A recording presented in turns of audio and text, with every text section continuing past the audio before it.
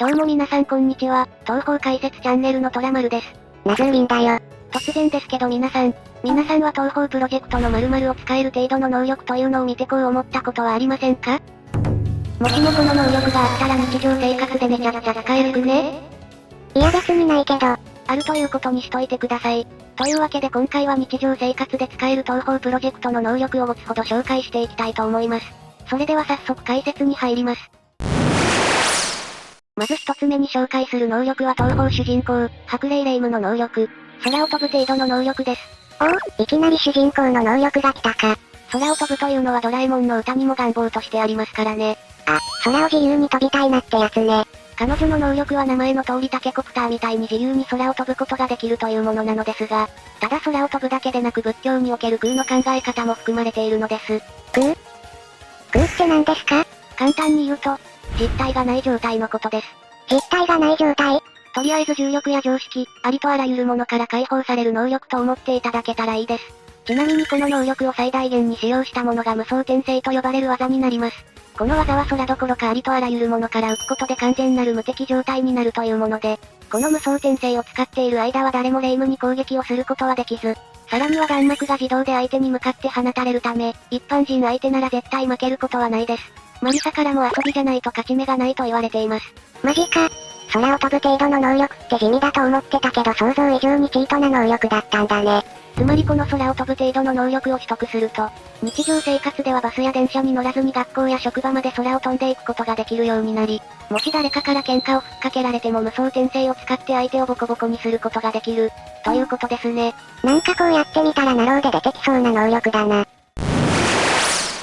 二つ目に紹介する能力は、高魔館のメイドをしているイザヨイ咲夜の能力、時間を操る程度の能力です。ジョジョでいうディオみたいな能力か。ディオの能力は9秒時を止めるだけの能力ですが、昨夜の場合は時間を止めるだけでなく、その時間の流れの速さを操作するなどの応用が可能です。ジョジョで言ったらメイドインヘブンとザワールドを混ぜたみたいな能力ですかね。それはちょっと違う気が。ちなみに時間を操ると言っても過去に時間を戻すことはできないそうです。この能力、時間を止めることができるだけでもかなり日常で使える能力なのですが、能力の応用として空間をいじるということもできるのです。実際に高魔館もこの昨夜の能力によって内部が拡張されており、亜級からも人間が持っている能力にしては最大級の強力な能力とまで言われています。そりゃただの人間が時間を止めたり空間をいじったりできるわけないしね。つまりこの時間を操る程度の能力を取得すると、時を止めている間にスーパーやコンビニなどで万引きができるようになり、時を止め誰にもバレず嫌いな人をボコボコにすることができ、そして階段を登っていたと思ってたらいつの間にか降りていたと錯覚させることができ、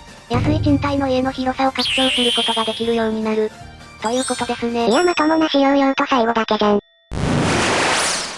三つ目に紹介する能力は幸運の元ウサギとも呼ばれる稲葉帝の能力、人間を幸運にする程度の能力です。おお、確かにこの能力はちょっと欲しいかも。彼女の能力はその名前の通り人間を幸運にすることができる能力で、自分自身を幸運にすることはもちろん、帝の姿を見た者にまでも幸せを訪れさせることができます。東方海塚だと自分の足元に四つ葉のクローバーを咲かせていたり、月の稲葉と地上の稲葉だと茶柱が何十本も立ってたよね。ですがその能力によって与えられる幸運はそこまで長持ちするものではなく、東方原作においては迷いの竹林を迷わずに抜け出すだけでも幸運の効果が終了してしまう程度のレベルでした。まあ迷いの竹林は一度入るとよほどの強運でない限り抜け出せない竹林らしいし、その竹林から容易に抜け出せるだけでもかなりの幸運でしょ。つまりこの人間を幸運にする程度の能力を取得すると、日々の日常に些細な幸せを訪れさせることができるということですね。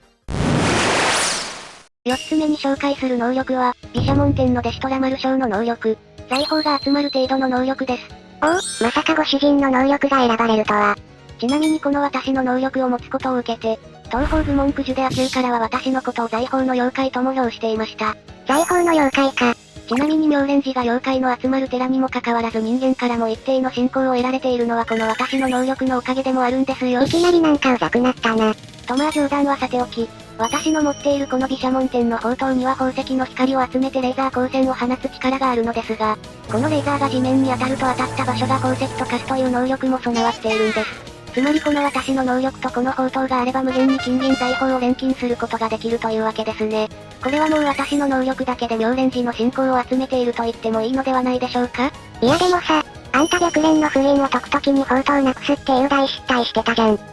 あの時私が宝刀を探してなかったら進行云々の話以前にどうなってたことか。すみませんでした。5つ目に紹介する能力はダウザーの小さな対象とも呼ばれるナズーリンの能力。探し物を探し当てる程度の能力です。次は私の能力か。まさか一つの動画で同時に私とご主人のことを取り上げるとは。それだけ私たちの能力が優れてるってことですよ。この探し物を探し当てる能力というのはその名の通りなくしたものを探すことができるというサーチ能力です。探し方はネズミやロッド、振り子を駆使しダウジングを行うという方法で精錬戦では私がなくした宝刀を探してくれました。あの時はどうなるかと思ったよ。いやー、ほんとすみませんでした。とまあ話を戻しまして、もしこの探し物を探し当てる能力が使えるようになると、スマホや財布、リモコンや忘れ物を探し当てることができるようになる、ということですね。あ、私の能力の解説それだけ？それだけです。あ、そう。っ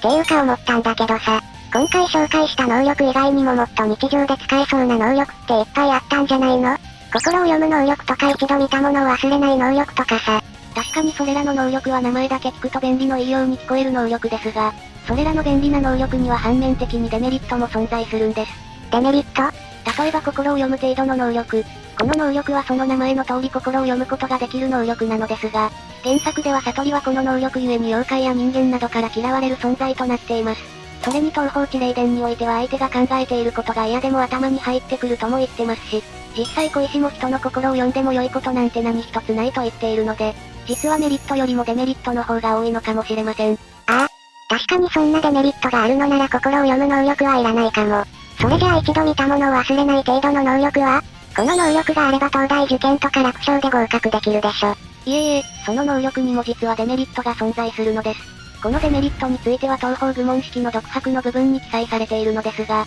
見荒れの子は能力ゆえか知能が高すぎるためなのかは不明だがあまり長生きすることができないと書かれているのです。ちなみに寿命はたったの30年前後だけとのこと。たっ